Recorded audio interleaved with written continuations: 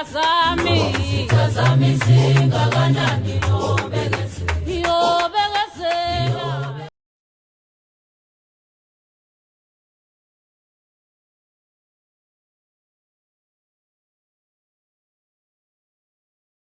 Sanibonani Gogo Mseleku lo okhulumayo namhlanje ozokhuluma ngezinye indaba engicabanga ukuthi nizoyithokozela kakhulu.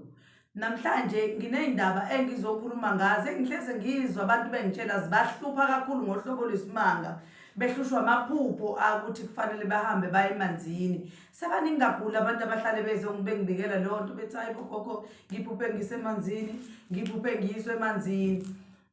Angithi-ke namhlanje angibazisi ukuthi ngomhla ngomhla ka-13 ku-Agasti kuyobe kumgqibelo. Uma ubale wena wathi daniseka, kodwa kumhla ka-13 kuyobe kumgqibelo lapho ngiyobe ngiyisa abantu emanzini. Isikhathi kuyobe ku-10 ekuseni. Ngiyobe ngihambisa abantu laba abaney'nkinga zokufuna ukuyiswa emanzini, bayohlanjululwa kahle iy'nto zakhe. Hhayi ukuthi ngiyobe ngiyobageza, ngiyobe ngibayise emanzini abalanda izinto zabo khona, othatha iy'nto zakhe uyothatha iy'nto zakhe. Uma kuwukuthi kunomuntu okufanele ukuthi afakwe emanzini ngoba kufanele ukuthi iy'nto zakhe ziphumele obala, zihlanzeke, iy'nto zakhe zicace ngokuthi aye emanzini, ngiyakwazi ukuthi-ke ngikuthathe nawe ngikise khona. Hhayi ukuthi kuzobe kukhona ukuthi sizobe sebenza nje ngamanzi kamoya ongcwele, sizobe sisebenza kuphela nje ukuthi masifika kufuna siphathe imali yamashumi yokunikela emfuleni ukuba chabo masingena khona sikwazi ukuthi samukeleke kahle kogogo nabomkhulu nakubanikazi bomfulu uqobo. Yingakho ngithi kumele ukuthi njalo uma sizoya khona emfuleni kumele sifaste,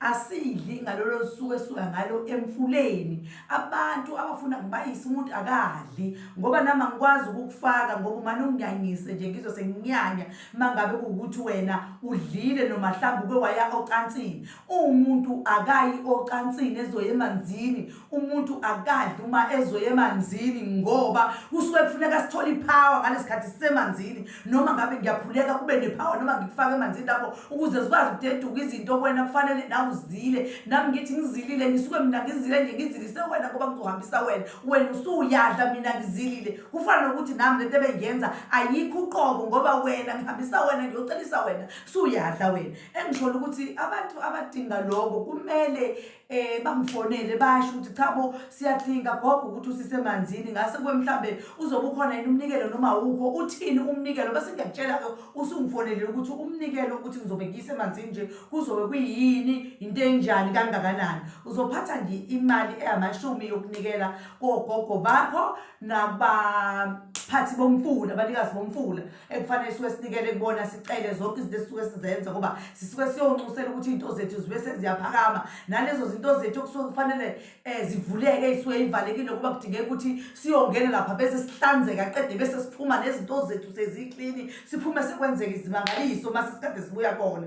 Yingakho-ke ngithi-ke kufanele sihloniphe sizile abanobaba bayikobaba. Ma kuyintokazi awuhlangani ne-o yakho ngoba kumele sihambe lapha siye emfuleni uklini ngoba akufuneki ukuthi uma sifika lapha sifika wena awufastile awuzilanga lutho. Mina ngikwenzile lokho kodwa ngihambisa wena, kodwa wena kanti awenzile lutho. Kufanele ukuthi nami ngishuda ngenzile lutho. Mina ngizofanele ngehlele ipower yokukhuleka ngingabi nepower kanti ngehliswa wena owenze inkinga yokuthi ungahloniphi lolo suku. Indawo ke emanzini bakwethu indaba enkulu kabi, ayiyona indaba yokudlala ukuthi ungavana usuke nje usuthi inkobe zakini noma usuthi ilayisi lakini nepapa lakini uhambe uthi ukuyofakwa emfuleni namhlanje.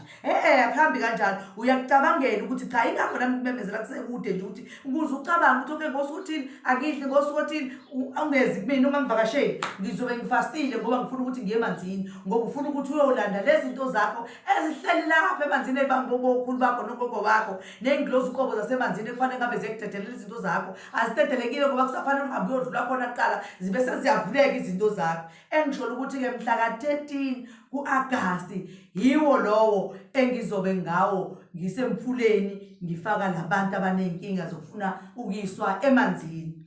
Kunye-ke kumyalezo sengikudlulisa ukuthi ngomhla ka-6 ngizobe ngiseGoli ePort Grand lapho abantu bonke abangidingayo abafuna ukuhlola abafuna zonke izinto abazidingayo ngicela bafike ePort Grand. Uma use-mall emoli yasePortiagreni, uyafika nje uyafona bese ngiyakubiza ngithi za ngenyawo ufike lapha sikhona bese sikwazi ukuthi sikwenzele lokhu okudingayo.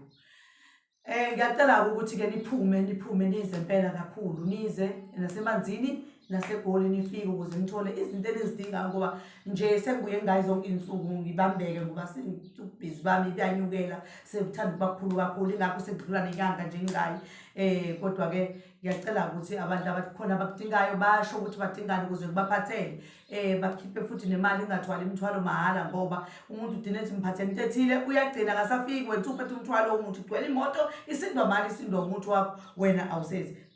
Khipha imali kuqala ethize uhalf ubambise ngayo ukuthi cha uzobe ukhona bese ke sikwazi ukuthi ke siphathe umuntu wakho sasokhe uzovuka uthathe umuntu wakho ngoba akusiza ukwehla kwenyuka njalo nomuthi.